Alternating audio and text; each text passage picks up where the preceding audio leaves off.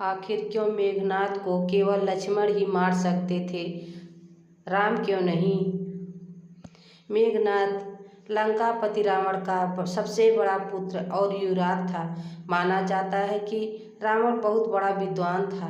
रावण अपने से ही कहीं ज़्यादा गुणवान, पराक्रमी और विद्वान अपने बड़े पुत्र मेघनाद को बनाना चाहता था। धर्म ग्रंथों के अनुसार अपने पुत्र को सबसे ज़्यादा शक्तिशाली और अजर अमर बनाने की कामना को लेकर त्रिलोक विजेता रावण ने उसके जन्म के समय सभी देवताओं को एक ही स्थान अर्थात 11वें घर में मौजूद रहने के लिए कहा था।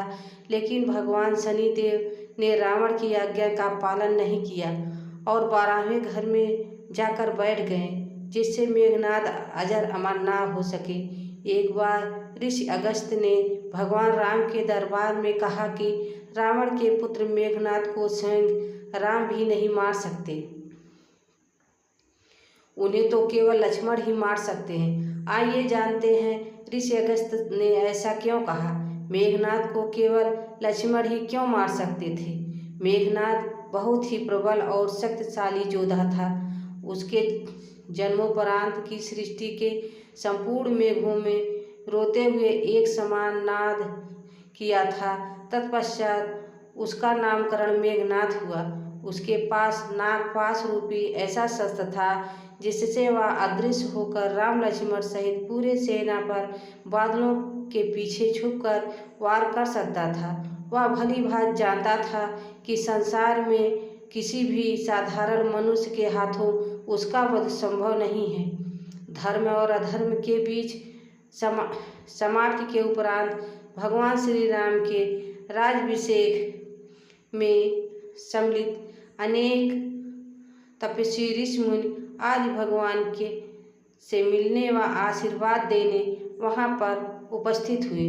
उस समय मुनि अगस्त्य ने प्रभु श्री राम से कहा, आपने रावण और कुंभकर्ण को मारा जो अति दुर्लभ था, लेकिन अधिक विषाद संग्राम लक्ष्मण ने मेघनाद से किया था। मेघनाद का वध सबसे ज़्यादा विषम था। गुरु के वचनों को सुनकर प्रभु श्री राम अचंभित हो गए, क्योंकि वे मेघनाद की प्रबलता और उसके वरदान से अनभिज्ञ थे। तभी अगस्त्य मुनि उन्हें विस्तार से बताते हुए कहते हैं कि मेघनाद विश्व का एक ऐसा योद्धा था जिसके पास समस्त दिव्यास्त्र थे। तीनों महाअस्त्र ब्राह्मण, नारायण व महादेव का दिया शस्त्र भी था। उसे वरदान प्राप्त था कि उसके रथ पर रहते हुए कोई उसे परास्त नहीं कर सकता।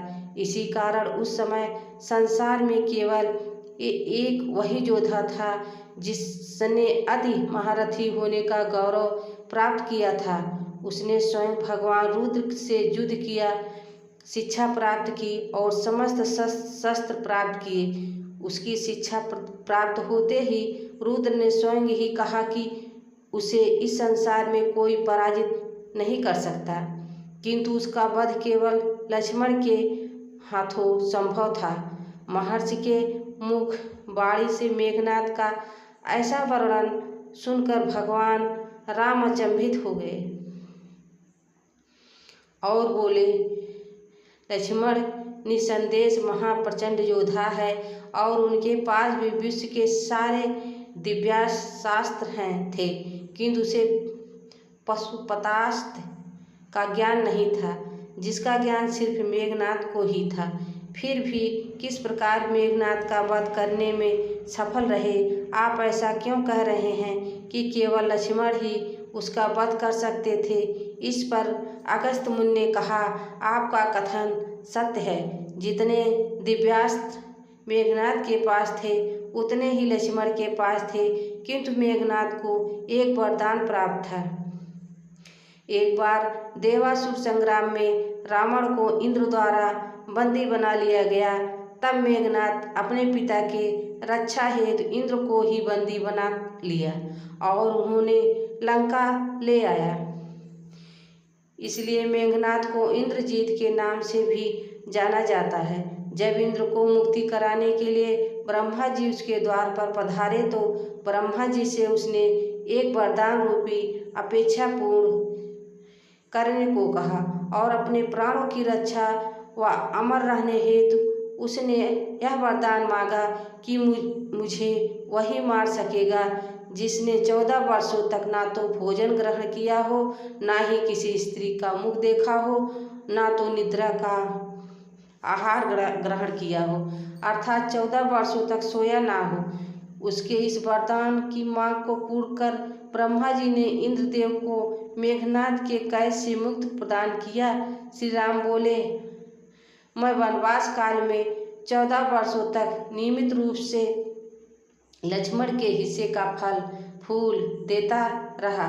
उन्होंने कहा, मैं सीता के साथ एक कुटी में रहता था।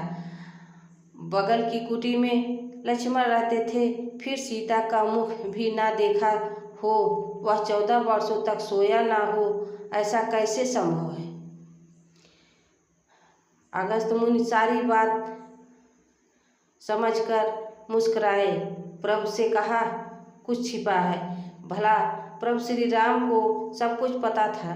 दरअसल सभी लोग सिर्फ श्री राम का ही गुणगान करते थे, लेकिन भगवान राम चाहते थे कि लक्ष्मण के तप और वीरता की चर्चा भी अयोध्या के घर घर में हो। अगस्त्य मुनि ने श्री राम से कहा कि क्यों न लक्ष्मण जी से पूछ लिया जाए। लक्ष्मण जी आए तो राम जी ने कहा कि आपसे जो पूछा जाए उसे सच सच कहिएगा। प्रभु ने पूछा, हम तो तीनों 14 वर्षों तक साथ रहे, फिर आपने सीता का मुख कैसे नहीं देखा? फल दिए गए फिर भी अनाहारी कैसे रहे और 14 वर्षों तक सोए नहीं, यह कैसे हुआ? तब लक्ष्मण जी ने बताया, भैया जब हम भाभी को खोजते हुए ऋषिमुख पर्वत पर गए तो सुग्रीव ने हमें उनके आभूषण दिखाकर पहचानने को कहा था। आपको स्मरण होगा, मैं उनको पैरों के आभूषण के अलावा कोई अन्य आभूषण नहीं पहचान पाया था, क्योंकि हमने कभी भी उनके चरणों को ऊपर नहीं देखा था। 14 वर्ष नहीं सोने के बारे में लक्ष्मण ने कहा कि आप और माता एक कुटिया में सोते थे। मैं रात भर बाहर धनुष पर बाण चढ़ाए पहरेदारी में खड़ा रहता था। निद्रा देवी ने मेरी आंखों में आने की कोशिश की तो मैंने निद्रा को अपने बाणों से बेध दिया था। निद्रा ने हार स्वीकार किया कि वह 14 साल तक मुझे स्पर्श नहीं करेंगी, लेकिन जब श्री राम का अयोध्या में राज तिलक होगा और मैं उनके पीछे सेवक की तरह छत्र लेकर खड़ा रहूँगा, तब वह मुझे घेरेंगी। आपको याद होगा, राज्याभिषेक के समय मेरे हाथ से छत्र गिर गया था। लक्ष्मण जी ने आगे बताया कि जब मैं फल फूल लाता, आप उसके 3 भाग करते थे। एक भाग देकर आप मुझसे कहते थे, लक्ष्मण फल रख लो। आपने कभी फल खाने को नहीं कहा। फिर बिना आपकी आज्ञा के मैं उसे खाता कैसे? मैंने उसे संभाल कर रख दिया। लक्ष्मण भगवान श्री राम से कहते हैं कि मैंने गुरु विश्वामित्र जी से एक अतिरिक्त विद्या का ज्ञान लिया था। इससे बिना अन्न ग्रहण किए भी व्यक्ति जीवित रह सकता है। उसी विद्या से मैंने भी अपनी भूख नियंत्रित किया और मेघनाद मारा गया। यह सुनते ही प्रभु श्री राम फिर से भाव विभोर हो उठे और लक्ष्मण को गले से लगा लिया। बोलो जय सिया राम। दोस्तों, आपको ये कथा कैसी लगी कृपया कमेंट करके ज़रूर बताएं। वीडियो पसंद आई हो तो लाइक शेयर करें और ऐसी और भी बहुत सारी कहानियाँ, कथाओं एवं जानकारियों को सुनने के लिए चैनल को सब्सक्राइब करें। धन्यवाद।